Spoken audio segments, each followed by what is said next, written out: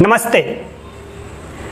कब्ज एक ऐसी समस्या जिसका सामना हर व्यक्ति कभी न कभी ज़रूर किया है। हर व्यक्ति को कभी न कभी कब्ज की शिकायत रही है, लेकिन कुछ लोग ऐसे भी हैं जिनको कब्ज की समस्या लगातार बनी रहती है, और कुछ ऐसे भी लोग हैं जिनको तो यह भी याद नहीं कि वो पिछली बार कब उनको शौच के लिए प्रेशर फील हुआ था। अपने आप उनको शौच कब लगा था उनको पता ही नहीं है, क्योंकि कब्ज उनका बहुत भयंकर है। और कुछ ऐसे लोग भी हैं जिसको कब्ज ने इतना परेशान कर दिया कि वो कब्ज को अपनी नीयत ही मान लिए हैं। वो सोचते हैं कि बस ये हमेशा ऐसे ही रहेगा और ठीक नहीं होगा। कब्ज अपने आप में कोई बीमारी नहीं है, इस चीज़ को आप जान लीजिए। पहले बीमारी नहीं है, लेकिन कई बीमारियों की जननी है, मदर ऑफ सेवरल डिजीजेस। बहुत सारी बीमारियां इसलिए हो जाती हैं कि कब्ज व्यक्ति को रहता है। तो अगर किसी को कब्ज है तो ऊपर से आप शुरू करिए कि उस व्यक्ति का चेहरा बिल्कुल बुझा बुझा सा होगा, बिल्कुल चेहरे पे ड्राइनेस सी होती है, वो तेज नहीं होता, वो ओज नहीं होता, चेहरे पे जो कांति दिखनी चाहिए वो नहीं होता, मन बुझा बुझा सा रहता है, चेहरे पे प्रसन्नता दिखेगी ही नहीं, जोड़ों में दर्द रहता है, कील मुहासे फोड़े फुंसियाँ भी ऐसे व्यक्ति को ज़्यादा होती है, बाल झड़ने की समस्या ज़्यादा होती है। बाकी गैस तो बनता ही बनता है, जॉइंट्स पेन हो सकता है। आप बहुत दिन तक अगर ऐसे कब्ज बना रहा तो रक्त तो दूषित हो ही जाता है, और भी रक्त दूषित होने के कारण पूरा रक्त पूरे शरीर में रन करता है, फ्लो करता है, तो धीरे धीरे हर एक अंग पे प्रभाव पड़ेगा। आप मेरे ऐप योगा विथ रमन को प्ले स्टोर से डाउनलोड कर सकते हैं, और ऐप के माध्यम से भी मुझसे ऑनलाइन जुड़ सकते हैं। उस पर बहुत सारे फ्री वीडियोज़ हैं जिनको आप देख सकते हैं और लाभ उठा सकते हैं। अगर ऑनलाइन मुझसे आप योग सीखना चाहते हैं तो नीचे दिए गए नंबर पर आप व्हाट्सएप करके अपना डिटेल भेज सकते हैं। ध्यान दीजिए कि हमारी आंतों में चूसने की क्षमता होती है। हमेशा जब हम खाते पीते हैं तो भोजन पचने के बाद उनमें से जो पोषक तत्व होते हैं जो हमारे शरीर के लिए उपयोगी होते हैं उनको आंतें सोख लेती हैं, और ब्लड के माध्यम से पूरे शरीर में वो चलता है। अब जिनको कब्ज रहता है उनको उनके पेट में भोजन मल के बनने के बाद बहुत देर तक रहता है। अब बहुत देर तक रहेगा तो उसमें सड़न पैदा होगी। अब सड़न पैदा होगी तो उसमें से टॉक्सिन्स निकलते हैं, विषाक्त चीज़ें निकलती, विषैली चीज़ें निकलती हैं। आसान भाषा में कहा जाए तो जहर निकलता है उसमें से, उसको भी हमारी आंतें चूसने लगती हैं, क्योंकि आंतों का स्वभाव ही चूसना है। तो जब वो जहर, वो टॉक्सिन्स हमारे ब्लड में मिलता है तो आप समझ सकते हैं कि पूरे अंग में वो फैलता है और हर एक अंग पे उसका प्रभाव पड़ता है। इसलिए मैंने कहा कि चेहरा बुझा बुझा सा है, स्किन में खुश्की रहती है, बालों का झड़ना पकना भी शुरू हो जाता है, ऐसी चीज़ें होती हैं, एसिडिटी अधिक बनने लगती है, और भी तमाम बातें होती हैं। इसीलिए भोजन को मल बनने के बाद पेट में से निकालना ज़रूरी है, समय से निकालना ज़रूरी है। इसलिए कह रहा हूँ कि कब्ज को दूर करना बहुत ज़रूरी है। आपका पेट हल्का हो जाएगा तो आप अनुभव करते होंगे कि जब आपका पेट हल्का हो जाता है तो आप कितना अच्छा फील करते हैं, आपका मूड बिल्कुल फ्रेश हो जाता है। पेट में अगर मलाशय में मल पड़ा हुआ है तो आप दिन भर बुझा बुझा सा फील करेंगे। चूरन का प्रयोग नहीं करना मैंने कहा है, क्योंकि चूरन आप जब प्रयोग करते हैं तो चूरन क्या करता है, जो भी इस तरह की विरेचक दवाइयाँ हैं पेट साफ करने वाली, अंदर पेट में जाता है तो वो आंतों में से पानी को सोखता है, मल ढीला हो जाता है, निकल जाता है।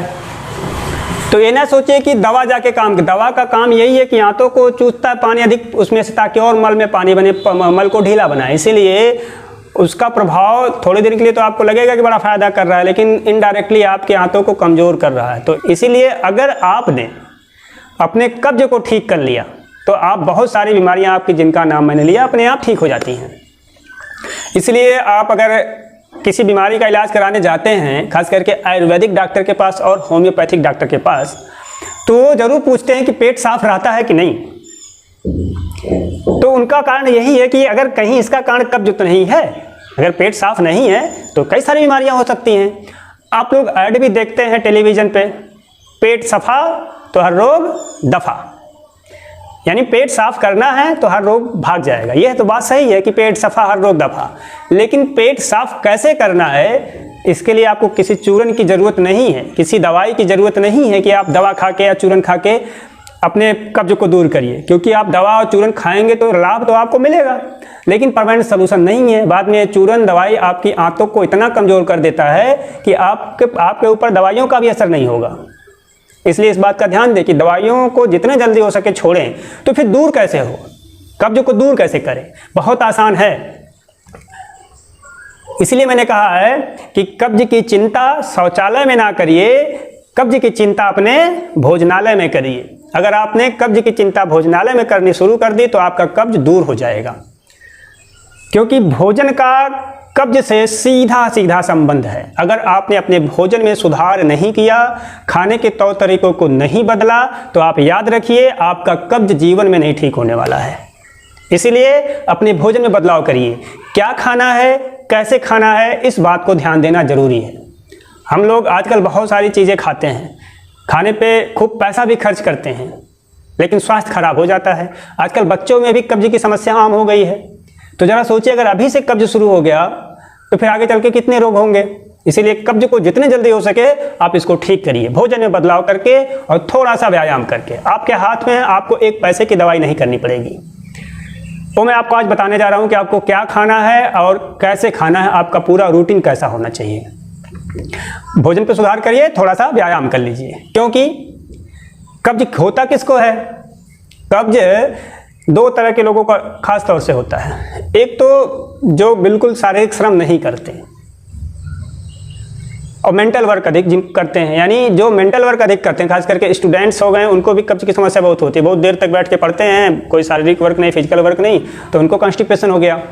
जो क्लर्क हैं, ऑफिस में कंप्यूटर पे बैठ के काम करते हैं, मल्टीनेशनल कंपनी में बैठ के सॉफ्टवेयर इंजीनियर हैं, कंप्यूटर पे काम करने वाले घंटों बिताते हैं, ऐसे लोगों को भी कब्ज की समस्या होती है। जिनकी नाइट और डे की शिफ्टिंग होती है, कभी दिन में ड्यूटी कभी रात में ड्यूटी, उनको भी कब्ज की समस्या होती है। जिनके जीवन में कोई उत्साह नहीं है, बहुत बुझा बुझा सा रहने वाला व्यक्ति, जीवन में कोई खुशी नहीं है, आलस से करने वाला व्यक्ति भी कब्ज से पीड़ित होता है। ऐसे ही बहुत अधिक चंचल स्वभाव का व्यक्ति भी कब्ज से, एसिडिटी से पीड़ित होता है। बैलेंस लाना है तो अपने स्वभाव में ही बदलाव करिए, क्योंकि कब्ज शारीरिक ही नहीं है, मानसिक कब्ज भी होता है। कब्ज के शारीरिक कारण भी हैं, मानसिक भी कारण हैं। अगर किसी का मेंटल वर्क कोई अधिक करता है, शारीरिक वर्क नहीं करता, तो योग ये कहता है कि उनकी जो मेंटल एनर्जी और जो प्राणिक एनर्जी है, यानी मनस ऊर्जा और शारीरिक ऊर्जा, दोनों ऊर्जा में इम्बैलेंस हो जाता है। अगर इसमें असंतुलन हुआ तो रोग होना तय है। कब्ज भी उनमें से एक ऐसा है। तो दूर कैसे करें? आपको सही खाना है, व्यायाम करना है, दोनों का बैलेंस होना चाहिए। कई लोगों का सिर्फ भोजन करने, जो मैं बताने जा रहा हूँ उसी भोजन में सुधार कर लें तो कब्ज ठीक हो जाता है। कुछ लोगों को व्यायाम की ज़रूरत पड़ती है, हालांकि व्यायाम तो सबको करना ही करना है, क्योंकि इसको आप ऐसे समझें, आप बहुत अच्छी अच्छी चीज़ें खा रहे हैं, जो मैंने बता दिया सब खा रहे हैं, लेकिन व्यायाम नहीं कर रहे हैं। तो इसका हाल यही होगा कि जैसे आप गाड़ी लेकर आएँ, नई नई गाड़ी है, गाड़ी में आप गलत पेट्रोल डाल रहे हैं, अच्छी क्वालिटी का नहीं डाल रहे हैं। डीजल पेट्रोल अगर गाड़ी में सही ढंग का नहीं पड़ेगा, अच्छी क्वालिटी नहीं पड़ेगा, तो इंजन चाहे जितना सही रहे और ठीक से काम नहीं करेगा। इसी तरह मान लीजिए अगर आपका पेट्रोल डीजल सही है, इंजन ठीक नहीं है, तो इंजन नहीं ठीक नहीं है तब भी काम नहीं करेगा। इसीलिए गाड़ी को सही ढंग से चलने के लिए, हमारे शरीर रूपी गाड़ी को सही ढंग से चलाने के लिए इंजन भी सही हो और जो हम इसमें पेट्रोल डीजल के रूप में ऐसे भोजन ले रहे हैं वो भी सही हो, तभी हमारा ये शरीर रूपी गाड़ी चलेगा। और आप इस बात का ध्यान दें। आप तो जानती हैं कि अगर जो भी खाना पीना हमारा ठीक ढंग से ना हो तो हमारा शरीर वैसे ही रोगों से ग्रस्त हो जाएगा। थोड़ा वीडियो लंबा होगा लेकिन सुनिएगा जरूर, आपके बिल्कुल काम की है। तो आपकी दिनचर्या कैसी होनी चाहिए? कब्ज होता है कि आप खान पान की बात करें तो जिनके भोजन में फाइबर की कमी है, रेशेदार चीज़ों की कमी है, उनको कब्ज निश्चित रूप से होता है। अब रेशेदार चीज़ें कौन सी हैं, कौन से ऐसे भोज्य पदार्थ हैं? तो इसका मतलब है नहीं कि जिसमें रेशा खाली दिखे। फाइबर एक तो दिखने वाला फाइबर होता है, कुछ ऐसे भी आपको भोज्य पदार्थ दिखेंगे जिसमें रेशा आपको दिखेगा नहीं, लेकिन वो बहुत अच्छा होता है। शुरुआत करेंगे सुबह से। सुबह आपकी दिनचर्या कैसी होनी चाहिए यहीं से शुरुआत करते हैं और रात तक बताते हैं। इसको अगर आपने फॉलो कर लिया तो आप यकीन मानिए आपकी कब्ज की समस्या समाप्त हो जाएगी। जब आप सुबह उठते हो तो आपकी नींद पूरी होनी चाहिए, इसलिए रात में जल्दी सोइए ताकि सुबह आपकी नींद पूरी हो। नींद अगर पूरी नहीं हो रही तो कब्ज की समस्या निश्चित रूप से रहेगी। आजकल शहरों में ये समस्या इसीलिए है कि रात के लोग 12-1 बजे तक जगते हैं और सुबह मान लो आप 7-8 बजे तक सोएंगे तब भी नींद ठीक से पूरी होती नहीं है, कब्ज की समस्या बनी रहती है। तो नींद पूरी हो आपकी। सुबह उठते ही आप 2-3 गिलास गुनगुना पानी पीजिए। शुरू में अगर आदत नहीं 3 गिलास नहीं पी पाएंगे, 1 गिलास पीजिए, धीरे धीरे इसको 2-3 गिलास पीजिए।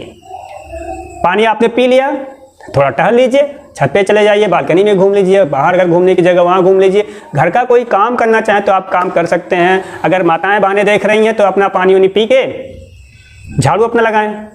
बार बार उठने बैठने से, ऐसे झुकने से वैसे भी आधा उनका मूवमेंट ठीक हो जाएगा। बड़ी आंत पे दबाव पड़ेगा तो मल ढीला होगा, पेट साफ होगा।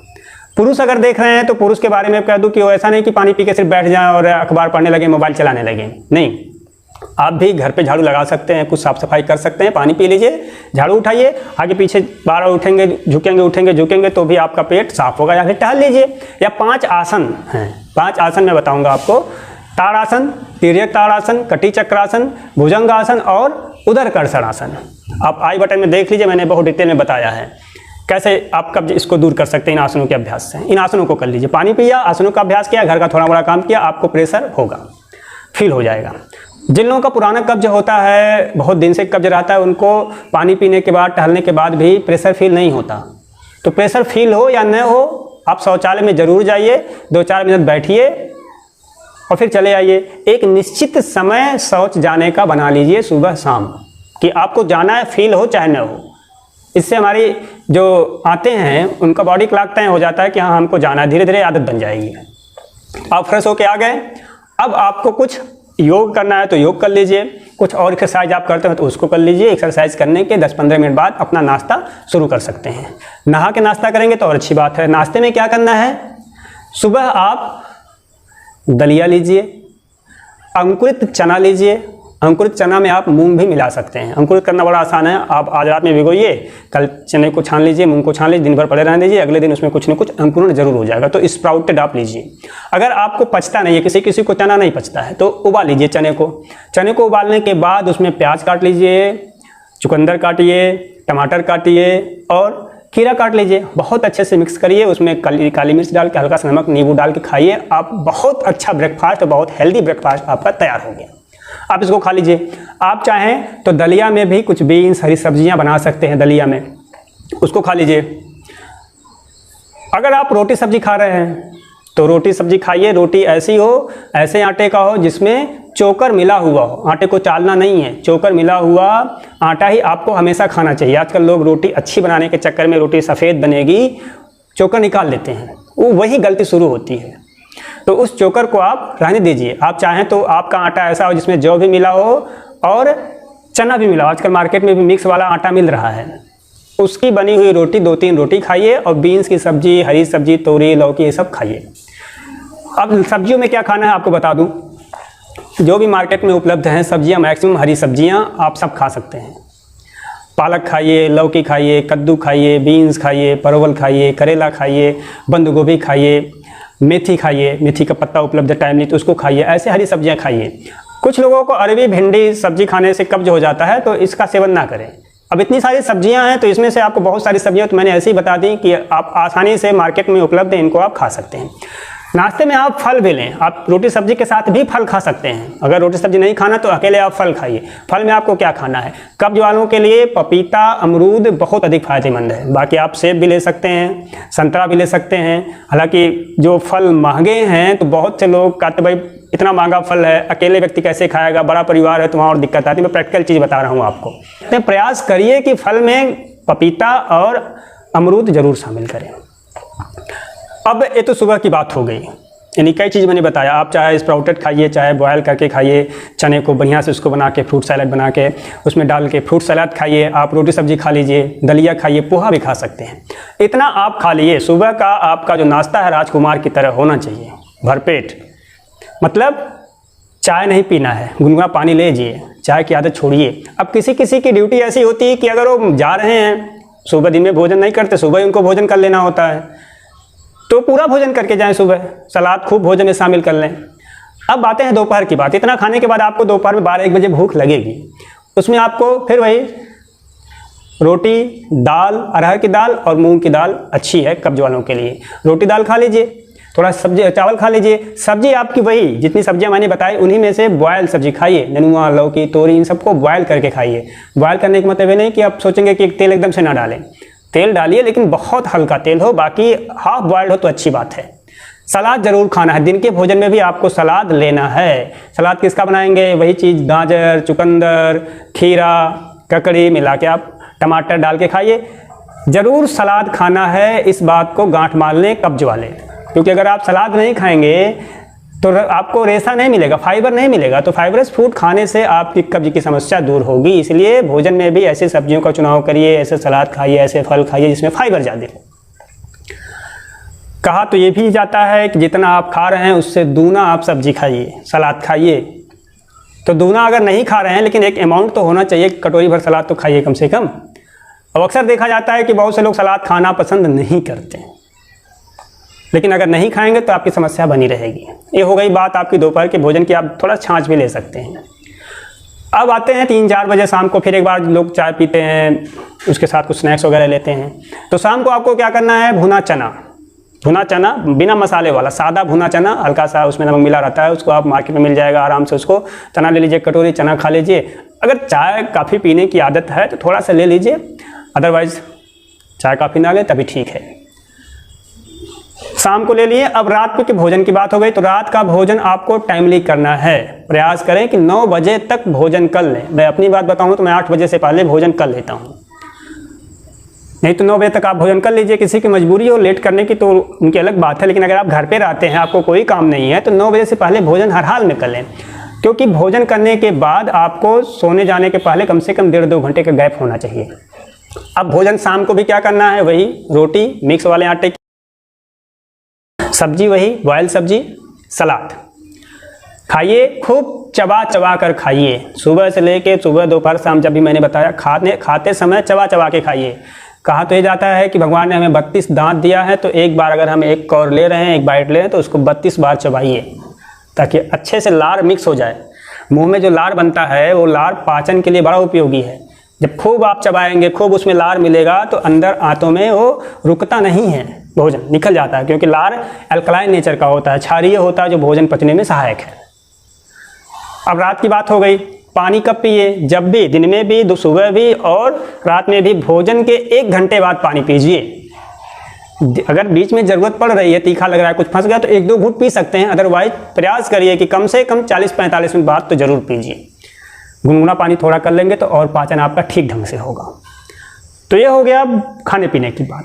दूध पिए कि नहीं, किसी किसी को दूध कब्ज करता है, किसी किसी को, लेकिन रात को गुनगुना दूध पीना पेट के लिए फ़ायदेमंद है। कब्ज वालों को इसका उपयोग करना चाहिए। आप हल्का सा गुनगुना दूध कर लीजिए, उसमें चीनी ना मिलाइए, पी लीजिए। ये तो हो गई क्या खाना है, क्या नहीं खाना है, इसको भी जानना जरूरी है। क्योंकि आजकल जो पढ़ा लिखा वर्ग है वो ज़्यादा गलतियाँ कर रहा है।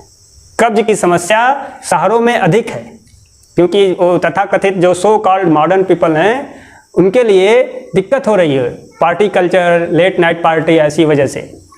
तो अब उनको क्या नहीं खाना है, जो डेयरी प्रोडक्ट हैं उनको नहीं खाना। डेयरी प्रोडक्ट में स्पेशली पनीर और दूध से बनी जो मिठाई होती है, डिब्बा बंद रसगुल्ले, नहीं खाना, उसको बंद कर दीजिएगा अगर आपको कब्ज की समस्या है।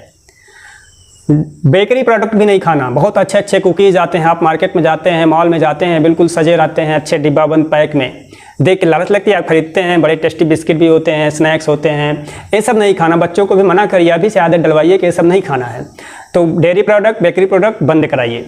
अल्कोहल सिगरेट भी बंद करिए। अल्कोहल से भी आप अल्कोहल पीते हैं, पानी बॉडी से ज़्यादा निकलता है, तो इन सब चीज़ों से आप परहेज करें। नींद पूरी होनी चाहिए। अगर आपकी नींद पूरी नहीं है तो पाचन क्रिया आपकी गड़बड़ रहेगी, निश्चित रूप से गड़बड़ रहेगी। इसलिए नींद भी आपकी पूरी हो, बहुत अधिक तनाव ना लें। अब नींद पूरी हो, तनाव ना लें, आपका पेट सही रहे, इसके लिए क्या करना, आपको योग भी करना है। सुबह या शाम को जब भी आपको समय मिले योग कर लें। और अब अगर आप घर पर योग नहीं कर पा रहे हैं, आपके पास अच्छे योग टीचर नहीं है, तो आप कहीं जाके सीख लीजिए। वो भी अगर सुविधा नहीं मिल पा रही आपको, तो आप मुझसे ऑनलाइन योग सीख सकते हैं। उसके लिए नीचे नंबर आपको दिख रहा है, आप इस नंबर पर व्हाट्सएप करें और अपना डिटेल दें, मुझसे ऑनलाइन जुड़कर योग सीख सकते हैं। क्योंकि योग आपको शारीरिक और मानसिक तौर पर स्वस्थ रखता है। मैं बता रहा हूँ कि कब्ज कोई बीमारी नहीं है, इसको आप घर से दूर कर सकते हैं बिना 1 रुपया खर्च किए। एक बात पे चर्चा करनी और ज़रूरी हो जाती है कि अगर आप मांसाहारी हैं, नॉन वेजिटेरियन हैं, मीट, मछली, अंडे का सेवन करते हैं, तो भी आपको कब्ज की समस्या हो सकती है, क्योंकि इन चीज़ों से भी कब्ज होता है। इसलिए प्रयास करें कि इनको छोड़ें, और अगर नहीं छोड़ पा रहे हैं तो कम से कम मात्रा तो कम कर दें, बहुत अधिक न खाएं। अगले वीडियो में मैं आपको बताऊंगा कि आसन या योग किस प्रकार उपयोगी है कब्ज को दूर करने में, ताकि आप भोजन के साथ साथ थोड़ा बहुत योग करें, आपकी कब्ज की समस्या जड़ से ख़त्म हो जाएगी। और हाँ, अगर आपने चैनल को भी सब्सक्राइब नहीं किया तो इसको सब्सक्राइब कर लीजिएगा। दूसरों को भी इस तरह के वीडियो शेयर करते रहिए, इससे और लोग भी इससे लाभान्वित हों। आप मेरे ऐप योगा विथ रमन को प्ले स्टोर से डाउनलोड कर सकते हैं और ऐप के माध्यम से भी मुझसे ऑनलाइन जुड़ सकते हैं। उस पर बहुत सारे फ्री वीडियोज़ हैं जिनको आप देख सकते हैं और लाभ उठा सकते हैं। अगर ऑनलाइन मुझसे आप योग सीखना चाहते हैं तो नीचे दिए गए नंबर पर आप व्हाट्सएप करके अपना डिटेल भेज सकते हैं।